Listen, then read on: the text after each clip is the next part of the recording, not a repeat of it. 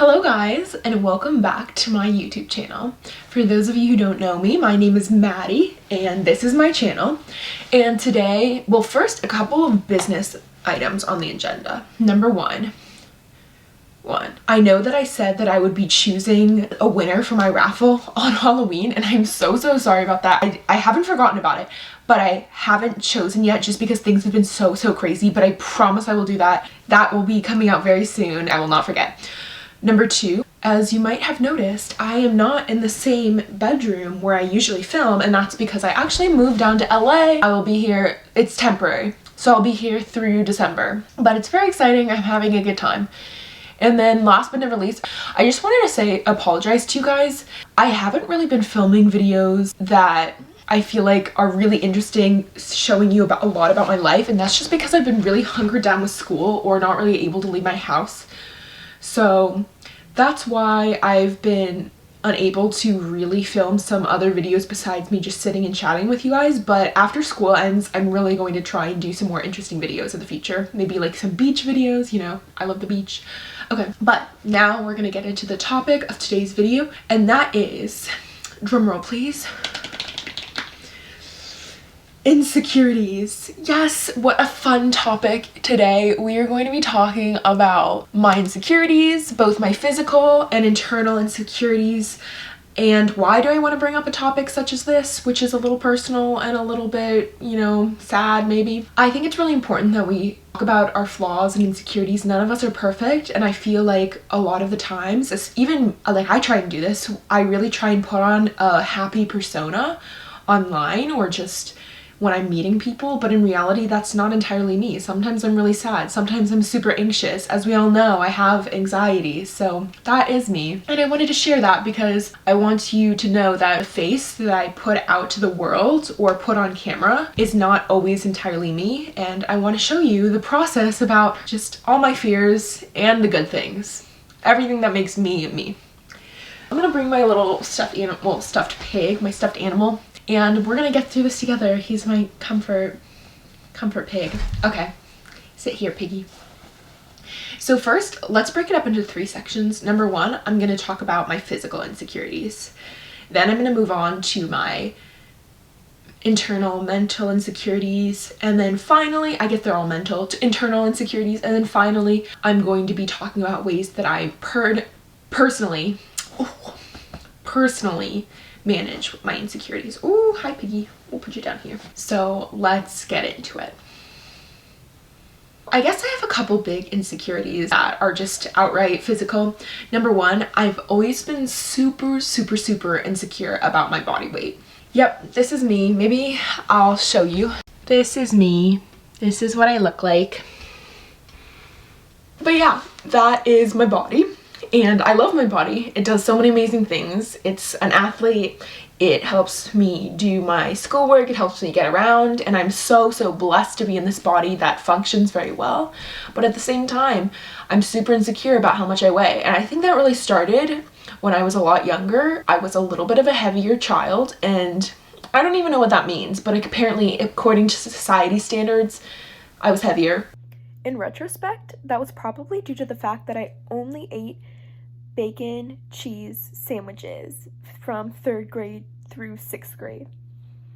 And I remember once playing Wii Fit with one of my friends, and we both did the weighing thing where they weigh you to tell you how fit you are. I don't know, it's something messed up like that. And she's much smaller than me, and she was like, got a tiny little weight, and they told me I was on the path to becoming obese. So that really felt good. And then I remember also sometimes, like, I'd be playing and one boy looked at my legs when I was in 3rd grade and he was like, ew, that's all fat. Okay, I'm sorry, but how messed up is that? This 3rd grader commented on my body. We were both 8. I mean, what the heck?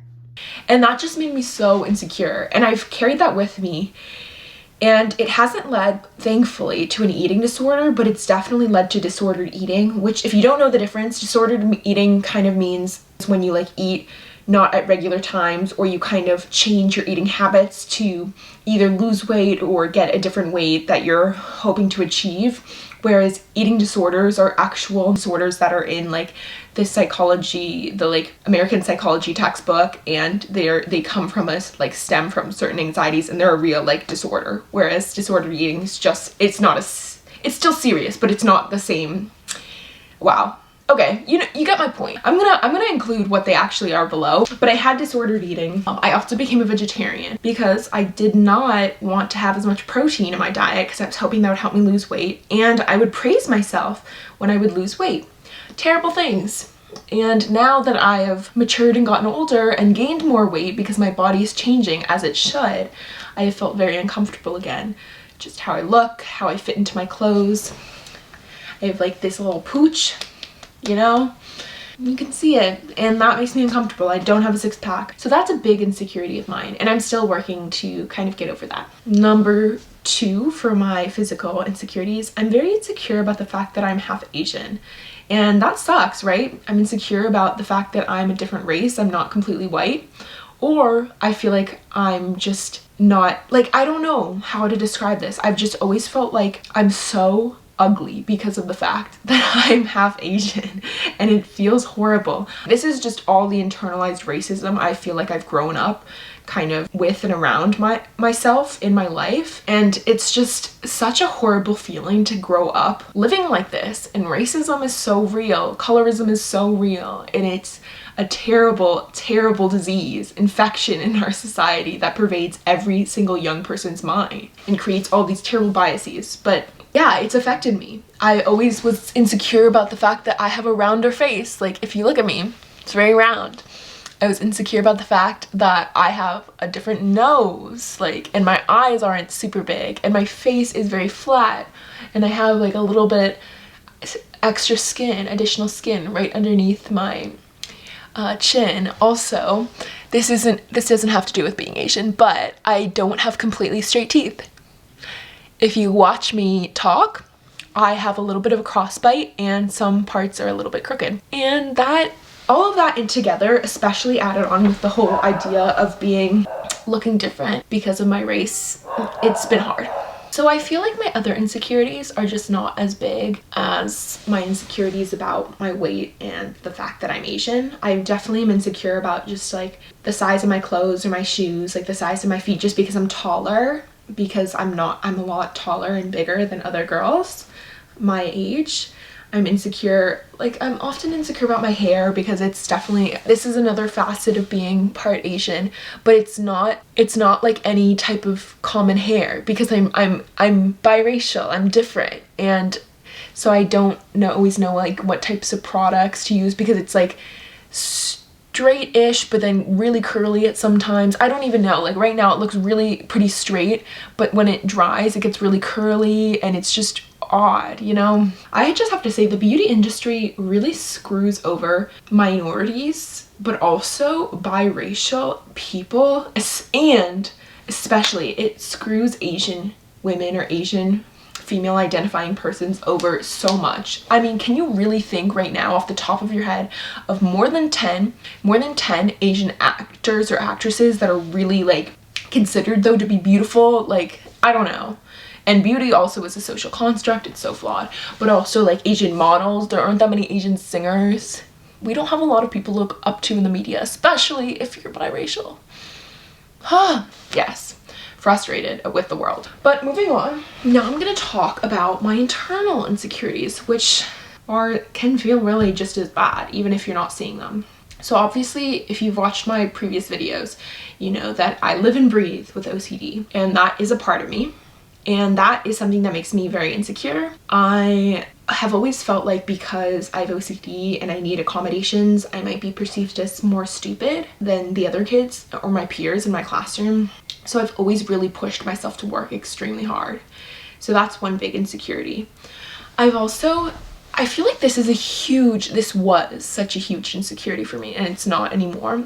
So a little bit of background, people would always tell me that I was so innocent when I was little because I didn't really care about like dating or boys or I don't know, whatever. Like, it wasn't my thing. I did not care, and I didn't like the drama. And people would always be like, oh my gosh, the dog is barking again. So people would always be like, oh my gosh, you haven't done this with this person. Oh my god, you haven't dated somebody yet. And it would make me so self-conscious. And then it made me really start to think that it was me. Like, I hadn't dated somebody because I was too ugly, or I was too fat, or I wasn't smart enough for them. And all of these horrible internalized thoughts would spin around in my head. And it was all because people would ask me, why haven't you done this? Or there's so much pressure in society to do different things with different people. And now looking back, it's just so horrible. Why is there pressure for us to go out with somebody? Why is there so much pressure to have your first kiss before you end middle school? I'm like, what the hell? Like, I don't really care. I'm not gonna settle for somebody who's less than me. Sorry I have standards. But yeah, I just saw a really cute show. It's called Dash and Lily. It's a Christmas show on Netflix, and I loved it. But the thing that really bothered me was the main character, Lily, gets teased profusely teased because she hasn't kissed anybody and she's 17. And as somebody who had their first kiss pretty late, I hate that. Why are they bullying this girl because she wasn't ready, or hadn't met somebody who treated her nicely, didn't want her to change? What? So that's just something that's always made me insecure, especially in high school. I was so insecure that no boy liked me or something like that. And now I'm not even sure if I completely like boys. You know what? Sorry. But anyways, I guess those are some of my biggest insecurities. And everybody's insecure about something. Just want to reiterate that. Like, I'm not alone. I know that. It's just hard because not all of us are going to share that as publicly as I just did. But I guess number 3, the ways that I deal with my insecurities are: 1, recognize that you are not alone. You will be found.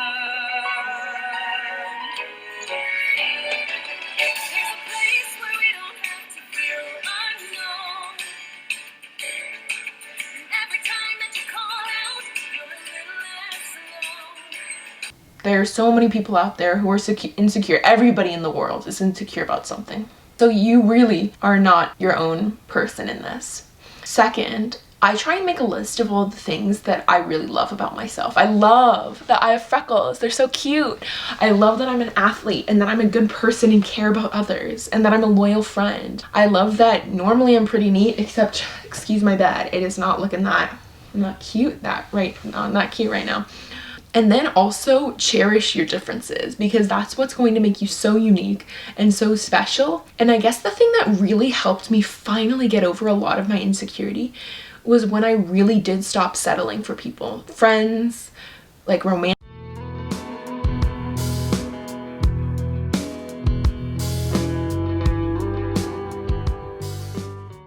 Yes, as I was saying before my camera died, never settle. Know your own worth, because you truly are worth it. That's super important to getting rid of your insecurities. And I guess, what is the true way to get rid of your insecurities? It's so hard. It's an ongoing battle. And sometimes we feel like we're never, ever going to get rid of them. It feels like high school is going to last forever, but I also think it's such a true thing, and this has been scientifically proven. I'll include some links below. When you're a teenager or when you're in your young adolescent years, you're much more likely to think that everybody is looking at you and everybody is comparing themselves to you. And that's not actually the case. 9.99 out of 10 times, people don't care. Sure, they might look at you or they might notice you when you pass them by, but they're not really consciously thinking about you and their perception of you. And that's something that's really important to notice. Also, you know in your heart what makes you happy, what makes you tick, what makes you want to sing outside in the rain. And you should cherish that feeling, because when you truly are yourself and you learn to love yourself, then it's going to feel like that every single day. So those are some of my tips for how I am a little less insecure. Still, obviously, I struggle. There are still days where I don't want to eat as much because I just feel like I'm so much bigger than everybody else, or I feel like I have to put on makeup because I don't look as pretty as the rest of the world. And I struggle still too, but I'm working on it. And I encourage all of you to do the same and recognize your own self-worth. Okay, next time I have some really fun videos. I think I'm gonna do a thrift haul. I still have to do finish my minimalism challenge, but I'm on break now, so I will be a little bit freer. All right, I will see you guys next time.